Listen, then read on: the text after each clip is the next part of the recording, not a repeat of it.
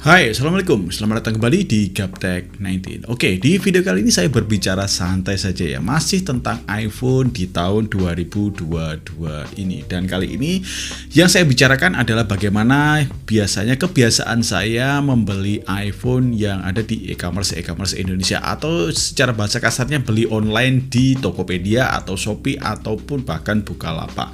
Ada 6 poin yang akan saya bagikan atau saya ceritakan ke kalian bagaimana biasanya saya atau pengalaman saya membeli iPhone di e-commerce yang ada di Indonesia. Langsung saja, jangan lupa subscribe dulu untuk channel ini dan nyalakan juga untuk lonceng notifikasinya, dan nanti di akhir video jangan lupa like kemudian share bila video ini bermanfaat. Oke, ada 6 poin yang akan saya berikan di video kali ini, dan yang pertama, bagaimana biasanya saya membeli iPhone bekas di e-commerce Indonesia adalah cari aplikasi yang terpercaya. Kenapa saya mewajibkan untuk membeli di aplikasi yang terpercaya seperti Tokopedia, Shopee, ataupun Bukalapak? Bahkan untuk e-commerce lainnya juga ada, tapi saya sebutkan 3 itu saja yang biasanya saya lakukan. Yang pertama adalah di Tokopedia. Biasanya, kemudian kalau Tokopedia tidak ada, saya mencari di Shopee. Kalau Shopee tidak ada, dan terakhir saya biasanya cari di Bukalapak. Kenapa saya pilih 3 aplikasi tersebut? Karena di aplikasi-aplikasi tersebut dia adalah perantara saat saya membeli iPhone. Jadi saat saya transfer uang kepada penjualnya, itu nggak langsung masuk ke penjualnya tersebut. Dia masuk ke akun di Tokopedia, Shopee, ataupun Bukalapak. Jadi dia bertahan di tengah-tengah kita. Kemudian jika barangnya sudah sampai dan saya cek barangnya sesuai dengan keinginan saya dan nggak ada yang cacat ataupun kekurangan sedikit pun, barulah nanti akan saya selesaikan di transaksi saya. Kemudian untuk uangnya akan otomatis langsung dimasukkan ke penjualnya. Jadi untuk uang kita lebih aman jika pakai di e-commerce tersebut. Oke, kemudian lanjut ke poin yang kedua adalah cari yang tokonya terpercaya atau ratingnya yang bagus. Misalnya untuk di Tokopedia dia sudah pakai Power Merchant ataupun bahkan Power Merchant Pro dan seterusnya.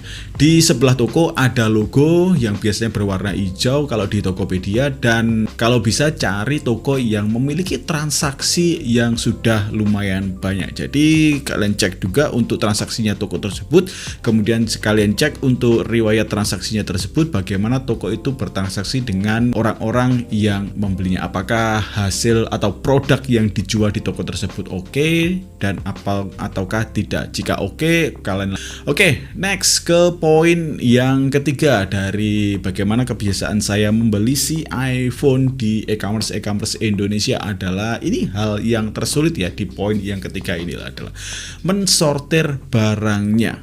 Mensortir iPhone yang akan kita beli di e-commerce Indonesia. Biasanya pilihan saya adalah cari yang harganya yang sesuai atau harganya yang biasanya di rata-rata ada di sedikit di bawah rata-rata. Jangan terlalu bawah karena untuk nanti barangnya tidak akan sesuai seperti keinginan kita.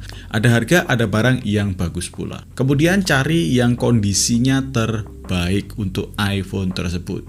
Kemudian setelah cari kondisinya terbaik, tanyakan bagaimana garansi untuk si iPhone tersebut. Kemudian kalau sudah tanyakan garansi, kalian tanyakan untuk kelengkapannya juga. Untuk kelengkapannya apakah OEM ataupun ORI, dan biasanya yang dijual untuk e-commerce Indonesia yang versi X Inter biasanya itu adalah OEM. Kebanyakan 99% adalah OEM. Nggak mungkin kalau X Inter menjual aksesoris yang original. Kemudian kalau kalian jadi beli yang X Inter, tanyakan untuk garansi emailnya. Emailnya bagaimana? Apakah terdaftar, apakah tidak terdaftar, atau bahkan dapat garansi email seumur hidup. Kemudian jika kalian sudah dapatkan untuk device yang kalian inginkan, harga cocok, toko oke, dan spesifikasi juga oke, kelengkapan oke, email dan garansi dan sebagainya juga oke. Lakukan transaksi, dan sebelum transaksi kalian nego dulu. Tanya harganya, bisa turun sedikit ataupun ada bonus yang akan kalian dapatkan di toko tersebut, kalian tanyakan, nggak apa-apa. Kemudian jika kalian sudah nego untuk harganya, kemudian kalian dapatkan device-nya dengan harga yang pas dan sesuai dengan keinginan kalian, kalian masuk ke poin yang kelima ini. Kalian transaksi saja. Kemudian setelah transaksi jangan lupa cek promo-promo yang ada di e-commerce tersebut. Biasanya untuk e-commerce tersebut menyediakan beberapa promo yang lumayan agak oke jika kalian pakai, dan biasanya berkurang, biasanya promo tersebut akan memotong biaya untuk pengeluaran kalian. Biasanya sekitar saya bisa dapatkan sekitar antara 50.000 sampai dengan mungkin bahkan 300.000 sesuai dengan tokonya, tapi kebanyakan enggak sampai 300.000, biasanya 100 dan di bawah 100. Kemudian jika kalian sudah transaksi dengan toko tersebut, kemudian barangnya dikirim dan sudah sampai di tempat kalian, apa yang biasanya saya lakukan saat pertama kali gunakan untuk si iPhone tersebut? Saya langsung akan buka dan jangan lupa videoin untuk pas unboxing barang tersebut. Karena biasanya untuk toko-toko biasanya dia meminta untuk video jika ada barang yang kurang oke. Jadi garansinya dia meminta ada video unboxing untuk barang tersebut. Setelah unboxing dan divideoin, kemudian kalian cek semua untuk device-nya si iPhone tersebut.